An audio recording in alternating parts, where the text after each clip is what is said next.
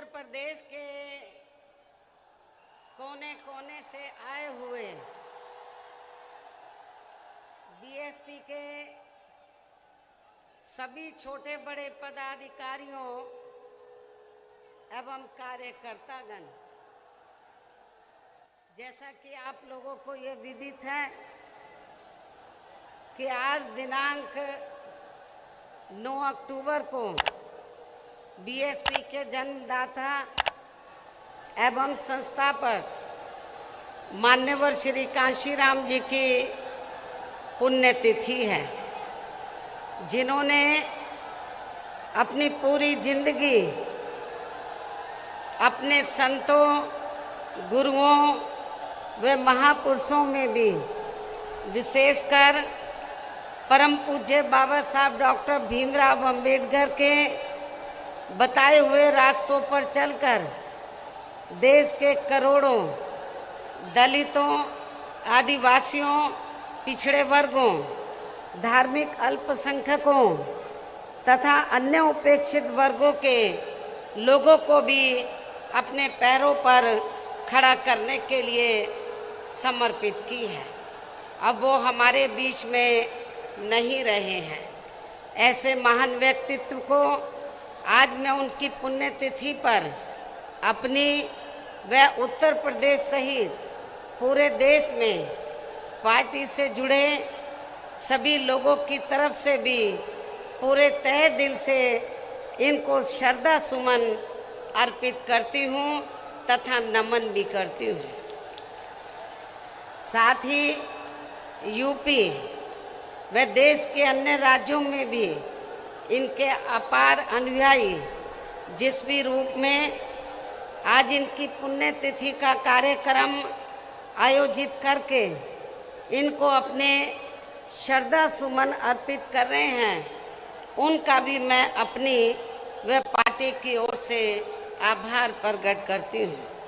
और अब मैं इस मौके पर आप लोगों का ध्यान खासकर यूपी, उत्तराखंड व पंजाब स्टेट में कुछ ही महीनों के अंदर एक साथ होने वाले विधानसभा चुनाव को विशेष ध्यान में रखकर कुछ जरूरी बातों की तरफ दिलाना चाहती हूँ।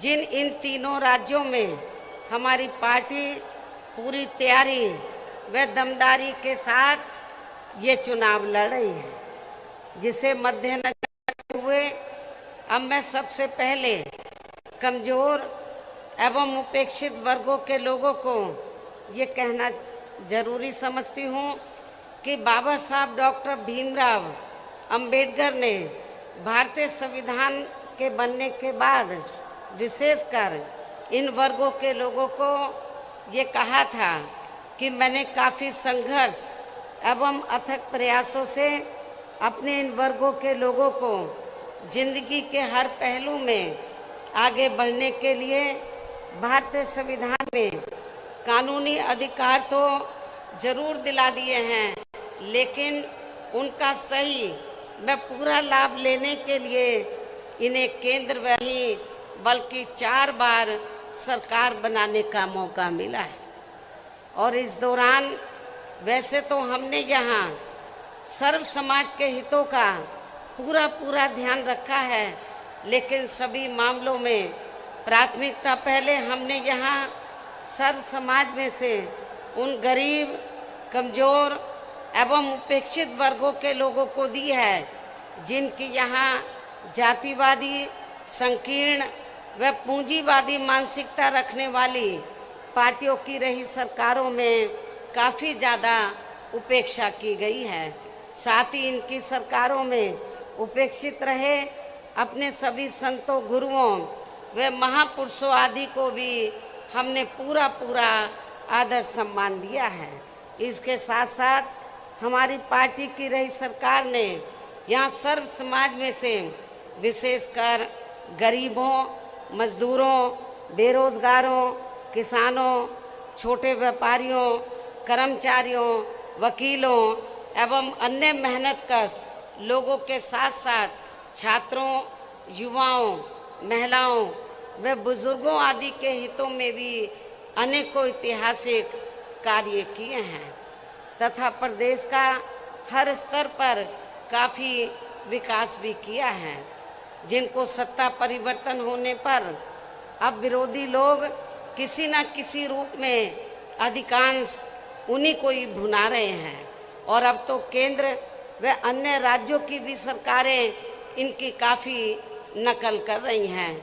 इसके साथ ही यहाँ बिगड़ी हुई कानून व्यवस्था को भी काफ़ी हद तक सुधारा गया है।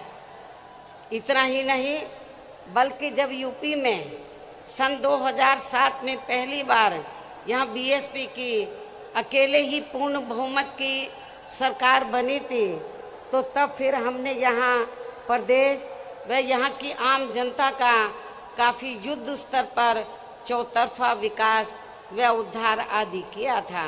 यहाँ बेहतरीन कानून व्यवस्था भी दी थी, जिसकी पूरे देश में काफ़ी सराहना भी की गई थी।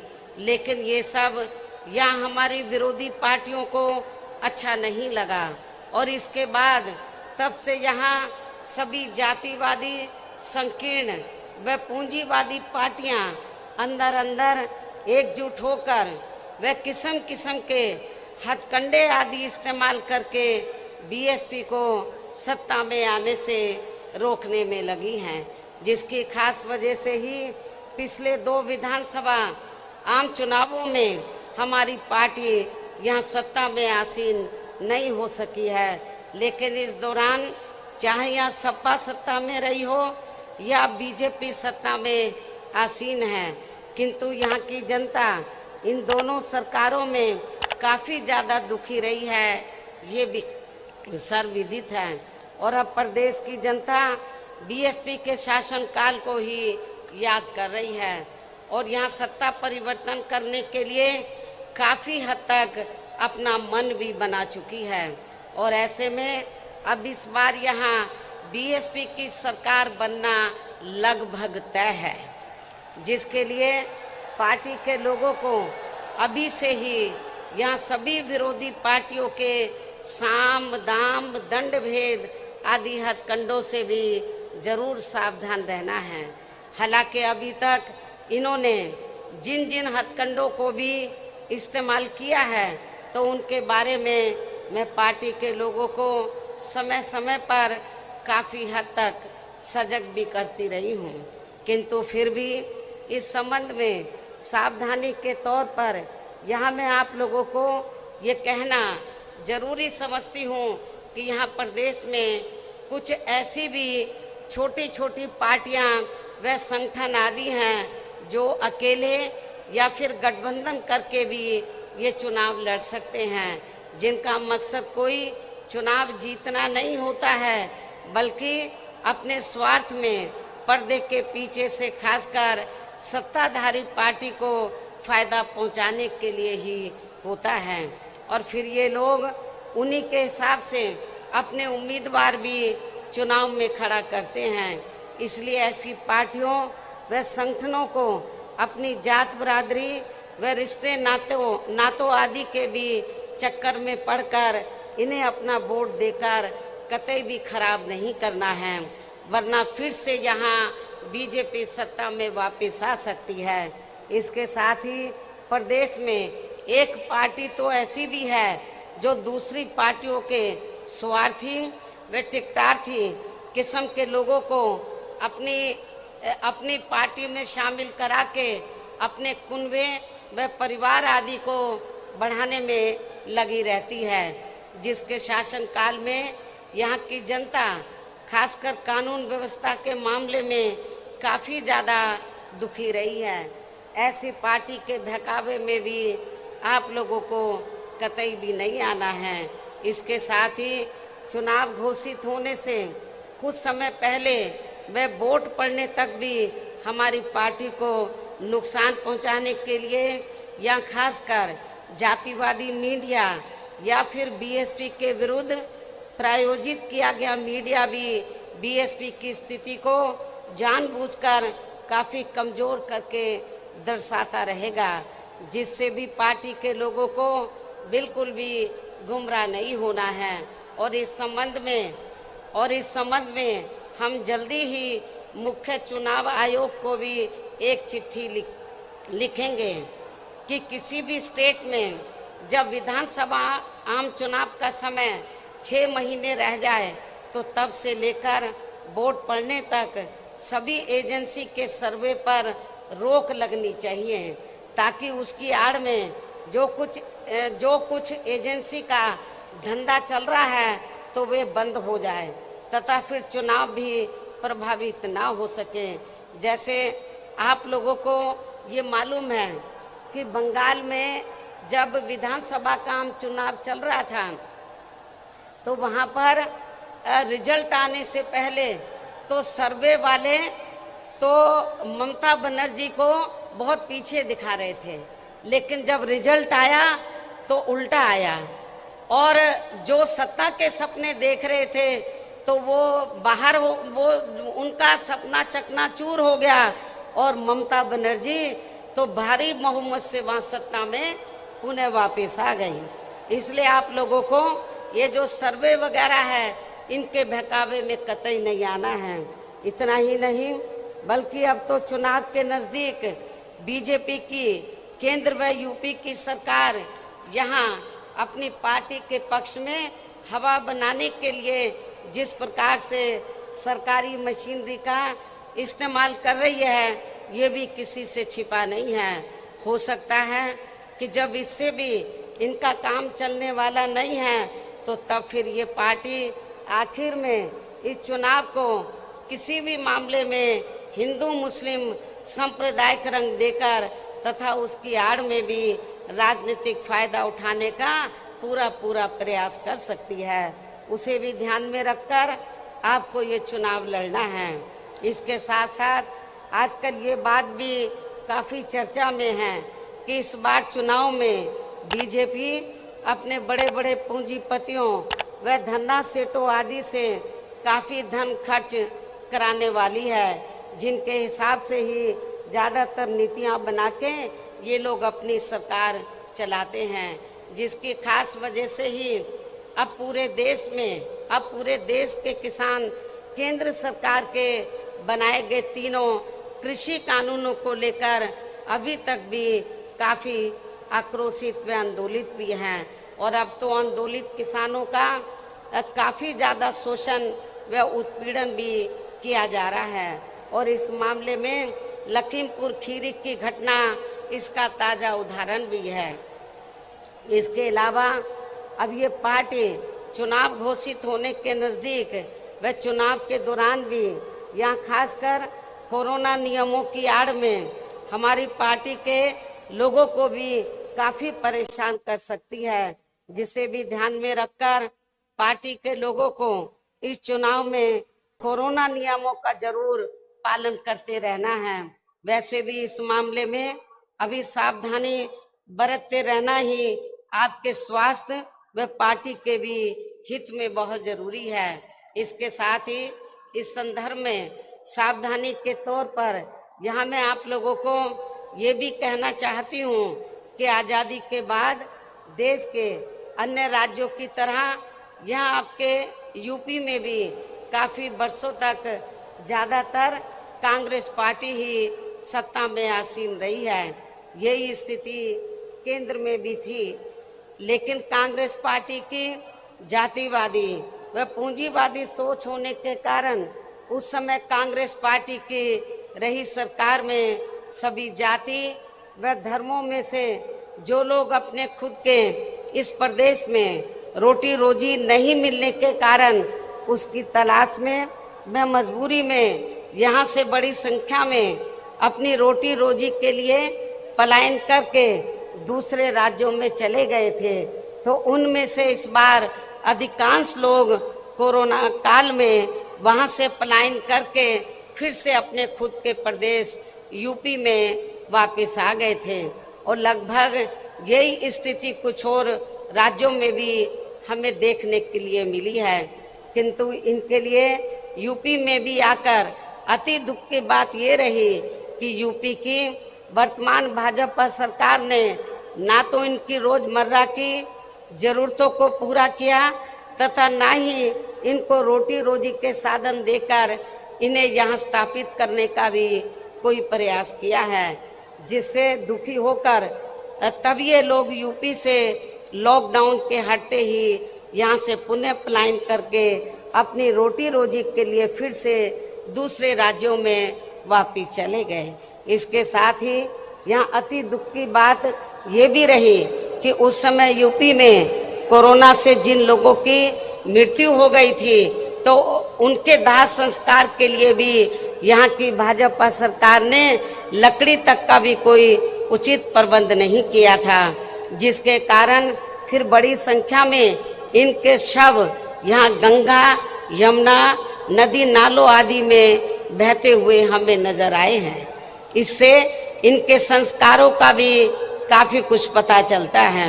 इतना ही नहीं बल्कि उस दौरान इनके प्रति अन्य पार्टियों का भी रवैया लगभग एक जैसा ही हमें देखने के लिए मिला है। और इस मामले में वैसे आप लोगों को ये मालूम है कि खासकर यूपी व बिहार के जो गरीब एवं बेरोजगार लोग अपनी रोटी रोजी के लिए बड़ी संख्या में दिल्ली व महाराष्ट्र के मुंबई में जाकर बस गए थे, तो ये लोग कोरोना काल में वहाँ की सरकारों की रही अनदेखी की वजह से ज्यादातर पलायन करके वापस अपने मूल प्रदेश यूपी व बिहार में आ गए थे। जबकि महाराष्ट्र में तो वहाँ शिवसेना, कांग्रेस व एनसीपी की मिली जुली सरकार चल रही थी, जिन्होंने ऐसे समय में भी इनके वहाँ ठहरने व खाने आदि की कोई भी उचित व्यवस्था नहीं की थी। और अब इन पार्टियों के लोग यहाँ यूपी में होने वाले विधानसभा चुनाव में अपने वोट की खातिर किस्म किस्म की लंबी चौड़ी बातें कर रहे हैं। इसके साथ साथ उस समय ओबीसी की पार्टी ने भी यहाँ यूपी में आकर ऐसे आए हुए लोगों में से अपने खुद के मुस्लिम भाइयों की भी कोई मदद नहीं की थी, जो अब यहाँ आकर खासकर मुसलमानों का वोट लेने के लिए काफी बड़ी बड़ी बात कर रहे हैं। और इस मामले में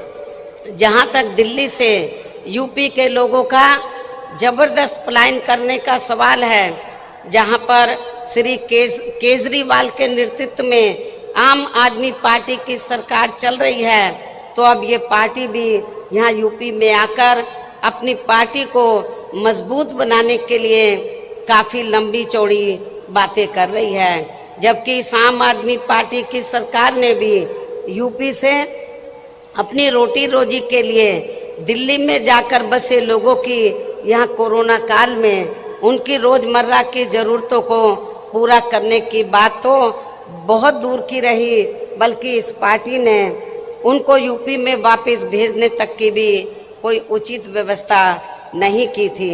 लेकिन सोचने की बात यह है कि अब यही आम आदमी पार्टी यहाँ यूपी में होने वाले विधानसभा चुनाव में अपनी पार्टी के लिए यहाँ के लोगों से उनका सहयोग व समर्थन आदि मांग रही है, जिसका यूपी के लोगों को अब इसी चुनाव में इनको यहाँ सबक सिखाना बहुत जरूरी है। इतना ही नहीं बल्कि अब ये आम आदमी पार्टी यहाँ यूपी में आकर दिल्ली की तरह खासकर बिजली, पानी व स्वास्थ्य आदि को लेकर जो किस्म किस्म की रियायतें देने की बात कर रही है, तो उनमें बिल्कुल भी सच्चाई नहीं है, क्योंकि वहाँ पर ऐसे कुछ भी जमीनी हकीकत में कार्य नहीं हुए हैं, बल्कि इन मामलों में इनके कागजों में ही अधिकांश लीपापोती होती रही है। इसके साथ साथ अब ये आम आदमी पार्टी ये भी कह रही है कि दिल्ली की तरह ही यहाँ यूपी के लोगों को भी रोजगार दिए जाएंगे, साथ ही रोजगार नहीं दिए जाने पर उन्हें बेरोजगारी भत्ता भी दिया जाएगा, जिसमें भी रत्ती भर कोई सच्चाई नहीं है। ये बात बिल्कुल झूठ व हवा हवाई है, क्योंकि यदि आम आदमी पार्टी ने दिल्ली में यहाँ बेरोजगार लोगों को रोजगार या बेरोजगारी भत्ता आदि दिया होता तो फिर दिल्ली में जाकर बसे यूपी व बिहार के लोगों को भी कोरोना काल में दिल्ली छोड़कर यहाँ यूपी व बिहार में वापस नहीं आना पड़ता। इसलिए अब यहाँ बीजेपी, सपा व कांग्रेस पार्टी के साथ साथ आम आदमी पार्टी, ओबीसी की पार्टी, शिवसेना व अन्य और भी पार्टियां जो अपने अपने वोट की खातिर अभी से ही यूपी की जनता को किस्म किस्म के वायदे कर रही हैं, तो वो केवल हवाई है, उसमें रत्ती भर भी दम नहीं है। वैसे भी इस बार चुनाव में सभी विरोधी पार्टियां अपने अपने चुनावी घोषणा पत्रों में कुछ ज्यादा ही प्रलोभन भरे चुनावी वायदे करने वाली हैं, जिनके बहकावे में भी प्रदेश की जनता को कतई भी नहीं आना है, जिन्हें सत्ता में आने के बाद ये पार्टियां अधिकांश अमल में नहीं लाती हैं। जबकि ये बात भी सर्वविदित है कि बीएसपी किसी भी चुनाव में अपना कोई भी चुनावी घोषणा पत्र आदि जारी नहीं करती है, क्योंकि बीएसपी कहने में बहुत कम बल्कि कार्य करके दिखाने में ही ज्यादा विश्वास रखती है। और इस मामले में बीएसपी का यहाँ 4 बार का रहा शासनकाल इसका खास सबूत है।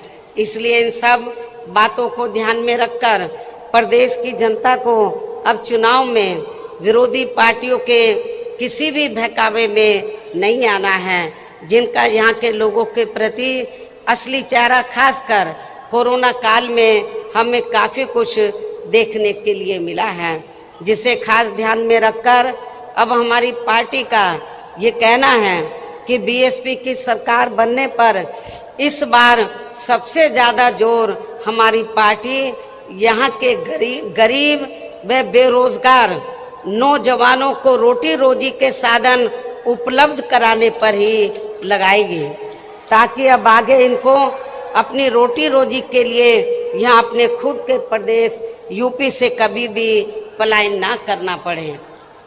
और इस बार चुनाव में हमारी पार्टी का यही मुख्य चुनावी मुद्दा भी होगा। इसके साथ ही यूपी में हमारी पार्टी की रही चारों सरकारों ने यहाँ सर्व समाज में से खासकर दलितों, आदिवासियों, पिछड़े वर्गों, मुस्लिम व अन्य धार्मिक अल्पसंख्यकों तथा गरीबों, मजदूरों, बेरोजगारों, किसानों, छोटे व्यापारियों, कर्मचारियों, वकीलों व अन्य मेहनतकश लोगों के साथ साथ छात्रों, युवाओं, महिलाओं व बुजुर्गों आदि के हित एवं कल्याण के लिए जो भी योजनाएं व परियोजनाएं आदि चलाई थी, जिन्हें सपा व भाजपा सरकार ने अधिकांश रोक दिया है, तो उन्हें फिर से शुरू किया जाएगा। साथ ही प्रदेश में बिजली, पानी, स्वास्थ्य व अन्य रोजमर्रा की सभी जरूरतों को भी समय से पूरा किया जाएगा। इसके साथ साथ प्रदेश में खासकर शिक्षा के क्षेत्र में तथा अन्य और विभागों के भी कर्मचारी जो आए दिन अपनी मांगों को लेकर धरना प्रदर्शन व हड़ताल आदि करते रहते हैं, तो उन सभी मामलों को निपटाने के लिए एक आयोग का गठन किया जाएगा और उनकी वाजिब मांगों को स्वीकार भी कर लिया जाएगा। साथ ही प्रदेश के जो भी क्षेत्र अति पिछड़े हैं, तो उन्हें प्राथमिकता के आधार पर विकसित किया जाएगा। इसके साथ साथ डॉक्टर अंबेडकर ग्राम विकास योजना एवं मान्यवर श्री काशीराम जी शहरी समग्र विकास योजना को भी पुनः चालू करा के यहाँ गांवों व शहरों को फिर से विकसित किया जाएगा, जिनकी हालत अब यहाँ काफी ज्यादा खराब हो चुकी है। प्रदेश में अयोध्या, वाराणसी, मथुरा व अन्य सभी धार्मिक स्थलों पर लोगों की सुविधा के लिए बीएसपी की सरकार के पद चिन्हों पर चलकर वर्तमान भाजपा सरकार ने अभी तक जो भी कार्य शुरू किए हैं, तो वे अभी पूरे नहीं हुए हैं, तो उन्हें बदले की भावना से रोका नहीं जाएगा बल्कि पूरा कराया जाएगा। इसके अलावा प्रदेश में सरकार बनने पर पहले नए हॉस्पिटल, मेडिकल कॉलेज एवं शिक्षण संस्थान आदि नहीं बनाए जाएंगे, बल्कि पहले से जो बने हैं, जिनकी काफ़ी दयनीय हालत हमें कोरोना काल में देखने के लिए मिली है, तो उन्हें पहले सुधारा जाएगा। इसी प्रकार प्रदेश में सड़कें व पुल आदि भी नए बनाने से पहले यहाँ पुरानी सड़कों व पुलों आदि को ही ठीक किया जाएगा, ताकि कोई जनहानि ना हो सके। साथ ही प्रदेश के विकास व जनहित में केंद्र एवं स्टेट की अभी तक जो भी सही योजनाएं चल रही हैं, तो उन्हें विरोधी पार्टियों की तरह बदले की भावना से रोका नहीं जाएगा। इसके साथ ही सपा व भाजपा सरकार की तरह दूसरी सरकारों के किए गए कार्यों के नाम बदलकर ये भी नाटक नहीं किया जाएगा। कहने का तात्पर्य ये है कि प्रदेश में सपा व भाजपा सरकार के सभी कार्यों की ईमानदारी से समीक्षा की जाएगी। जो कार्य सही व जनहित में हैं, तो उन्हें जरूर आगे बढ़ाया जाएगा, अर्थात रोका नहीं जाएगा। इसके अलावा मेरी सरकार में वर्तमान भाजपा सरकार की तरह कानून व्यवस्था का सुधार केवल कागजों व मीडिया आदि में नहीं, बल्कि जमीन पर ही लोगों को हकीकत में होता हुआ नजर आएगा।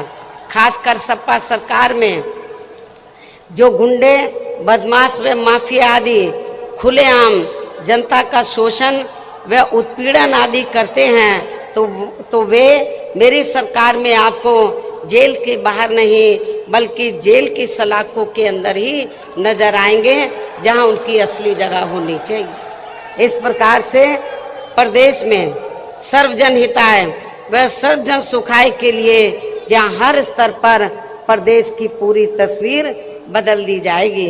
इतना ही नहीं, बल्कि आज मैंने प्रदेश व आम जनहित में जो कुछ भी कहा है, और इससे पहले पिछले महीने दिनांक 7 सितंबर को प्रबुद्ध वर्ग के हुए समापन कार्यक्रम के दौरान भी जो कुछ भी कहा है, तो ये सभी कार्य यहाँ बीएसपी की सरकार बनने पर बिना पक्षपात एवं भेदभाव आदि के ही समय से पूरे किए जाएंगे।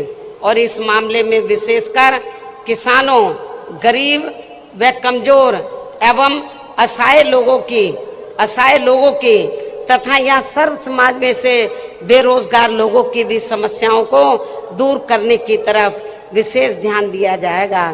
साथ ही सर्व समाज में से ब्राह्मण समाज की भी सुरक्षा, सम्मान एवं तरक्की आदि के साथ साथ यहाँ धार्मिक अल्पसंख्यक समाज में से मुस्लिम समाज के भी विकास एवं उत्थान व उनके जान माल आदि की सुरक्षा को भी लेकर पार्टी ने अभी तक जो कुछ भी कहा है, तो उन पर हमारी सरकार द्वारा पूरी ईमानदारी व निष्ठा से जमीनी हकीकत में कार्य किया जाएगा, तथा यहाँ की जनता को किसी भी मामले में निराश नहीं होने दिया जाएगा। वैसे भी बीएसपी किसी भी मामले में, मैं फिर इस बात को दोहराती हूँ कि वैसे भी बीएसपी किसी भी मामले में जो कहती है, तो उस पर सही से अमल भी करके दिखाती है। यही बीएसपी की खास पहचान भी है। लेकिन इस मामले में सावधानी के तौर पर यहाँ मैं ये भी कहना चाहूँगी कि यदि यूपी की वर्तमान भाजपा सरकार ने यहाँ की जनता के प्रति अपनी जिम्मेवारी को पूरी ईमानदारी व निष्ठा से निभाया होता, तो अब यहाँ विधानसभा के आम चुनाव होने के नज़दीक यूपी की सरकार के साथ साथ माननीय प्रधानमंत्री जी व अन्य और केंद्रीय मंत्रियों एवं नेताओं आदि को भी यूपी की जनता को लुभाने के लिए अब यहाँ थोक के भाव में ताबड़तोड़ शिलान्यास, घोषणाएं व कच्चे कार्यों का भी उद्घाटन आदि नहीं करना पड़ता।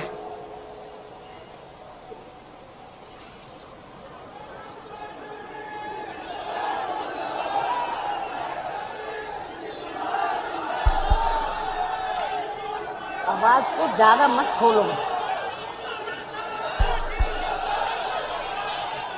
इसके साथ ही नाराज चल रहे किसानों को वे अपनी उपेक्षा को लेकर कुछ नाराज चल रही जातियों को भी साधने के लिए अब यहाँ इनको चुनाव के नजदीक खासकर जाट व गुर्जर आदि समाज के राजाओं की प्रतिमाएं लगाने व यूनिवर्सिटी आदि के भी नाम बेमन होकर नहीं रखने पड़ते, जबकि वास्तव में ये सभी कार्य बहुत पहले ही पूरे हो जाने चाहिए थे, जिनका अब सरकार के लोगों को यहाँ शिलान्यास नहीं बल्कि लोकार्पण व उद्घाटन आदि ही करना पड़ता। इसी प्रकार अब चुनाव होने के नजदीक इनको उन जाति के विधायकों को भी काफी दुखी मन से मंत्री आदि बनाना पड़ा है, जो जातियां इनकी कार्यशैली से काफी नाराज चल रही थी, जिससे भी इनको अब कोई खास लाभ मिलने वाला नहीं है। ऐसे में अब प्रदेश की जनता यूपी व केंद्र सरकार के भी आसानी से बहकावे में आने वाली नहीं है। और अब मेरा यही कहना है कि यदि आप लोग मेरी इन सब बातों को ध्यान में रखकर तथा हर प्रकार की सावधानी बरतते हुए ये चुनाव लड़ते हैं, तो फिर इस बार यहाँ बीएसपी की सरकार को बनने से कोई भी ताकत रोक नहीं पाएगी, अर्थात फिर यहाँ बीएसपी की सरकार जरूर बनेगी। और ऐसा हो जाने पर फिर यही आज पार्टी के लोगों की मान्यवर श्री कांशीराम जी के प्रति सच्ची श्रद्धा भी होगी। इस उम्मीद के साथ ही मैं आप लोगों को पार्टी के आगे के प्रोग्राम के बारे में ये भी बताना चाहती हूँ कि इसी महीने दिनांक 21 अक्टूबर सन 2021 से प्रदेश की प्रत्येक विधानसभा में उसके सभी सेक्टरों व पोलिंग बूथों आदि की बनी कमेटियों के सभी पदाधिकारियों को यहाँ विधानसभा चुनाव को खास ध्यान में रखकर उन्हें कैडर के जरिए हर स्तर पर तैयार व सजग करने का कार्य युद्ध स्तर पर पूरे प्रदेश में शुरू किया जाएगा।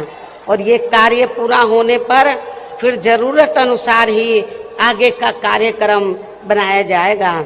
इसके साथ ही प्रत्येक विधानसभा वार कैडर का ये कार्य पार्टी के केवल पूरे मंडल को देख रहे मुख्य सेक्टर प्रभारियों व पार्टी के स्टेट एवं केंद्रीय वरिष्ठ पदाधिकारियों द्वारा ही लिया जाएगा।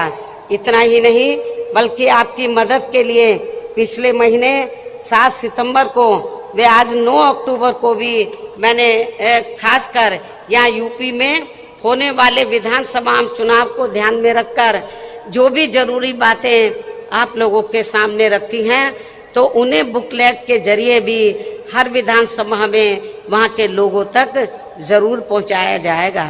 और इस मामले में मैं ये भी कहना चाहूँगी, यदि मुझे ये लगा कि आप लोग मेरे आज दिए गए इस आदेश व निर्देश का सही से पालन नहीं कर पा रहे हैं, तो फिर मैं जरूरत महसूस होने पर पार्टी हित में प्रदेश की किसी भी विधानसभा में जाकर खुद उसका निरीक्षण भी कर सकती हूँ। इसलिए आपको ये कार्य पूरी ईमानदारी से ही करना है ताकि मुझे आपका इम्तिहान ना लेना पड़े। इसके साथ साथ यहाँ मैं ये भी कहना चाहती हूँ कि इसी पैटर्न पर चलकर उत्तराखंड व पंजाब स्टेट में भी पार्टी के लोग ये कार्य 21 अक्टूबर से ही शुरू करेंगे। इस प्रकार से आप लोग अपनी पूरी तैयारी के साथ इन तीनों राज्यों में यहाँ की सरकारों को सत्ता से जरूर बाहर करेंगे। अर्थात आप लोग उत्तर प्रदेश में व इससे लगे उत्तराखंड प्रदेश में भी अपनी पार्टी की सर्वजन हिताय व सर्वजन सुखाय की सरकार जरूर बनाएंगे। साथ ही पंजाब स्टेट में भी बीएसपी व अकाली दल गठबंधन की श्री सुखबीर सिंह बादल जी के नेतृत्व में यहाँ भी अपनी सरकार जरूर बनाएंगे। इस भरोसे के साथ ही अब मैं मान्यवर श्री कांशीराम जी की पुण्यतिथि के मौके पर केंद्र की सरकार से इनको भारत रत्न की उपाधि से सम्मानित करने की भी जोरदार मांग करती हूँ और इसके लिए इनसे ये विशेष आग्रह भी करती हूँ। हालांकि इस मामले में हमें ये मालूम है कि केंद्र में कोई भी जातिवादी सरकार जल्दी से हमारे दलित वर्ग के महान व्यक्तित्व को इस उपाधि से सम्मानित करने वाली नहीं है। और इस संदर्भ में बाबा साहब डॉक्टर भीमराव अंबेडकर का खास उदाहरण आप लोगों के सामने है। आप लोगों को मालूम है कि बाबा साहब ने तो देश का संविधान बनाया। और जब केंद्र में अंग्रेजों के जाने के बाद कांग्रेस सत्ता में आई, राज्यों में भी रही, तो कांग्रेस की जिम्मेवारी बनती थी कि बाबा साहब को भारत रत्न की उपाधि से सम्मानित करना चाहिए था। लेकिन कांग्रेस की केंद्र की सरकार ने बाबा साहब को भारत रत्न की उपाधि से सम्मानित नहीं किया। और नतीजा क्या हुआ, हमारे लोग इसके लिए काफी संघर्ष करते रहे, लेकिन सफलता नहीं मिली, क्योंकि कांग्रेस पार्टी नहीं चाहती थी कि दलितों को और खासकर बाबा साहब को ये सम्मान मिले। उसके बाद जब बीएसपी बनी और 1989 में जब केंद्र में जनता दल की सरकार बनी श्री बीपी सिंह के नेतृत्व में, और कांग्रेस सत्ता से बाहर हुई और मिली जुली सरकार बनी, तो उस समय हमारी पार्टी के 3 एमपी जीत कर आए थे। मैं खुद भी जीत कर आई थी 1989 में बिजनौर से। तो उस समय श्री बीपी सिंह जी ये चाहते थे कि हम लोग सरकार में शामिल हो जाएं।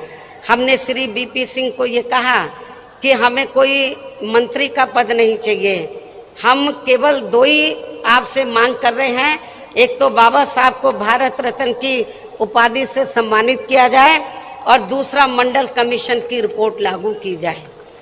तो श्री बीपी सिंह जी ने हमारी बात को मान लिया और श्री बीपी सिंह जी की सरकार में ही बाबा साहब को भारत रत्न की उपाधि से सम्मानित किया गया और पिछड़े वर्ग की मंडल कमीशन की रिपोर्ट लागू हुई।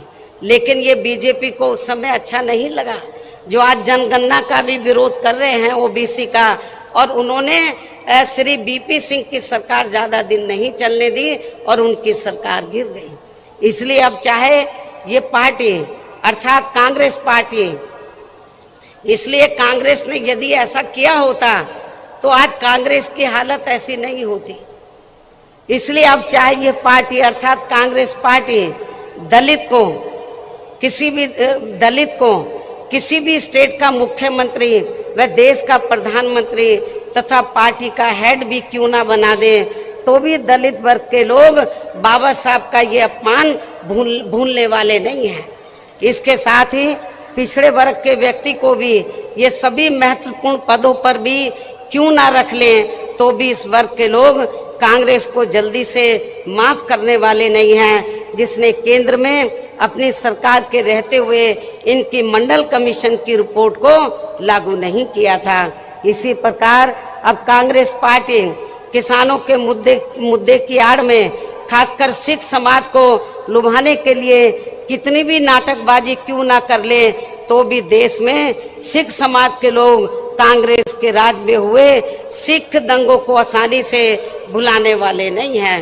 संक्षेप में अब मेरा यही कहना है कि केंद्र में जब तक जातिवादी सरकारें चलती रहेंगी, जातिवादी मानसिकता वाली सरकारें चलती रहेंगी, तो तब तक यहाँ दलित वर्ग के महान व्यक्तित्व को आसानी से भारत रत्न की उपाधि से सम्मानित नहीं किया जाने वाला है।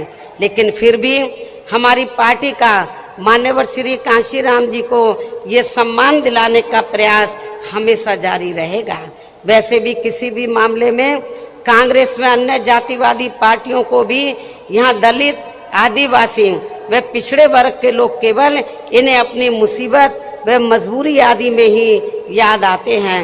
ये सब हमें पिछले महीने पंजाब स्टेट में भी काफी कुछ देखने के लिए मिला है।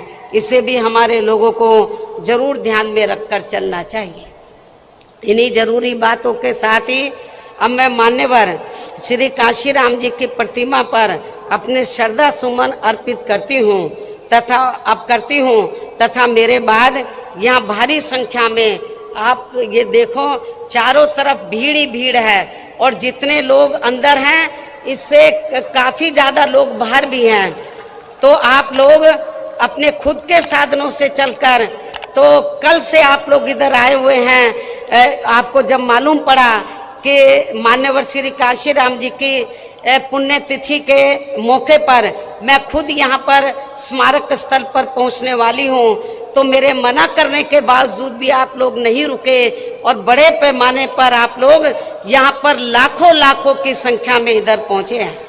इसके लिए तो मैं आप लोगों की बहुत बहुत आभारी हूँ और मुझे पूरा भरोसा है, खास तौर से जो विरोधी लोग ये कहते हैं कि बीएसपी कहीं पिक्चर में नजर नहीं आ रही है। मेरे ख्याल अभी तक पिछले कई महीनों में जितने प्रोग्राम कांग्रेस ने, सपा ने, बीजेपी ने किए हैं, जितनी भीड़ उनके प्रोग्राम में अभी तक आई है उससे कई गुना भीड़ आज बीएसपी के अकेले एक प्रोग्राम में आप लोगों को देखने के लिए मिल रही है, मीडिया को देखने के लिए मिल रही है। तो अब मैं आप लोगों का और ज्यादा समय न लेते हुए अब मैं मान्यवर श्री कांशीराम जी की प्रतिमा पर अपने श्रद्धा सुमन अर्पित करती हूँ तथा मेरे बाद यह भारी संख्या में आए पार्टी के लोग भी खासकर कोरोना नियमों का पालन करते हुए पूर्व की तरह ही पूरे अनुशासित तरीके से इनको अपने श्रद्धा सुमन अर्पित करके तब फिर अपने अपने जिलों में सावधानी पूर्वक वापिस चले जाएंगे और फिर ये लोग पार्टी के आज घोषित किए गए कार्य में पूरे जी जान से जुट जाएंगे। इस उम्मीद के साथ ही अब मैं आप लोगों से यही रजा लेती हूँ। जय भीम, जय भारत। बहुजन समाज पार्टी जिंदाबाद, जिंदाबाद, जिंदाबाद। बहुजन समाज पार्टी जिंदाबाद, जिंदाबाद, जिंदाबाद। बाबा साहब भीमराव अम्बेडकर अमर रहे, अमर रहे, अमर रहे। मानवर काशीराम साहब अमर रहे, अमर रहे। मानवर काशीराम साहब अमर रहे, अमर रहे, अमर रहे। बहन कुमारी भाई जिंदाबाद, जिंदाबाद, जिंदाबाद। बहन कुमारी भाई जिंदाबाद, जिंदाबाद, जिंदाबाद। बहन कुमारी भाई जिंदाबाद, जिंदाबाद, जिंदाबाद। बहुजन समाज पार्टी जिंदाबाद, जिंदाबाद, जिंदाबाद। बहुजन समाज पार्टी जिंदाबाद, जिंदाबाद, जिंदाबाद। बहुजन समाज पार्टी जिंदाबाद, जिंदाबाद, जिंदाबाद। सर समाज के सम्मान में, मैदान में। सर समाज के सम्मान में, मैदान में। सर समाज के सम्मान में, मैदान में। अपने महापुरुषों के सम्मान में, मैदान में। अपने महापुरुषों के सम्मान में, मैदान में। बहन कुमारी भाई जिंदाबाद, जिंदाबाद, जिंदाबाद। बहन जी आप संघर्ष करो, हम आपके साथ हैं। बहन जी आप संघर्ष करो, हम आपके साथ हैं। बीएसपी की क्या पहचान, नीला झंडा। बीएसपी की क्या पहचान, नीला झंडे हाथी निशान। बीएसपी की क्या पहचान, नीला झंडा हाथी निशान। बाबा साहब अमर रहे, अमर रहे, अमर रहे। बाबा साहब अमर रहे, अमर रहे। मानवर श्री काशीराम जी अमर रहे, अमर रहे। मानवर श्री काशीराम जी अमर रहे, अमर रहे। बहन कुमारी माइती जिंदाबाद, जिंदाबाद, जिंदाबाद। बहन कुमारी माइती जिंदाबाद, जिंदाबाद, जिंदाबाद। बहन कुमारी माइती जिंदाबाद, जिंदाबाद, जिंदाबाद। सर समाज के सम्मान में, मैदान में। सर समाज के सम्मान में, मैदान में। सर समाज के सम्मान में, मैदान में। अपने महापुरुषों के सम्मान में, मैदान में। अपने महापुरुषों के सम्मान में, मैदान में। बहन जी आप संघर्ष करो, हम आपके साथ हैं। बहन जी आप संघर्ष करो, हम आपके साथ। बीएसपी की क्या पहचान, नीला झंडा हाथी निशान। बीएसपी की क्या पहचान, नीला झंडा हाथी निशान। बाबा साहब अमर रहे, अमर रहे, अमर रहे। बाबा साहब अमर रहे, मानवर श्री काशीराम जी अमर रहे, मानवर श्री काशीराम जी अमर रहे। बहन कुमारी माइती जिंदाबाद, जिंदाबाद, जिंदाबाद। बहन कुमारी माइती जिंदाबाद, जिंदाबाद, जिंदाबाद। बहन कुमारी माइती जिंदाबाद, जिंदाबाद, जिंदाबाद। सर समाज के सम्मान में, मैदान में। सर समाज के सम्मान में, मैदान में। सर समाज के सम्मान में, मैदान में। अपने महापुरुषों के सम्मान में, मैदान में। अपने महापुरुषों के सम्मान में, मैदान में। बहन जी आप संघर्ष करो, हम आपके साथ। बहन जी आप संघर्ष करो, बहन जी आप आगे बढ़ो, हम आपके साथ। बहन जी आप संघर्ष करो, हम आपके साथ हैं। बीएसपी की क्या पहचान, नीला झंडा हाथी निशान। बीएसपी की क्या पहचान, नीला झंडा हाथी निशान। बीएसपी की क्या पहचान, नीला झंडा हाथी निशान। बाबा साहब अमर रहे, अमर रहे, अमर रहे। बाबा साहब अमर रहे, मानवर श्री काशीराम जी अमर रहे, मानवर श्री काशीराम जी अमर रहे।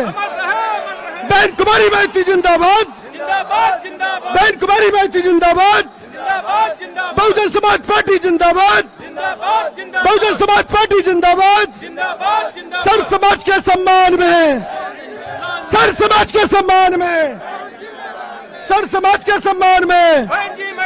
अपने महापुरुषों के सम्मान में, अपने महापुरुषों के सम्मान में बहन जी मैदान में बहन जी आप संघर्ष करो, हम आपके साथ हैं, बहन जी आप संघर्ष करो, हम आपके साथ हैं, बहन जी आप आगे बढ़ो। हम आपके साथ हैं। बीएसपी की क्या पहचान, नीला झंडा हाथी निशान, बीएसपी की क्या पहचान, नीला झंडा हाथी निशान, बीएसपी की क्या पहचान। नीला झंडा हाथी निशान। बाबा साहब अमर रहे, अमर रहे, अमर रहे, बाबा साहेब अमर रहे, अमर रहे, अमर रहे, मानवर श्री काशीराम जी अमर रहे। अमर रहे, अमर रहे। सर समाज के सम्मान में बहन कुमारी माइती जिंदाबाद, जिंदाबाद, जिंदाबाद, बहन कुमारी माइती जिंदाबाद, जिंदाबाद।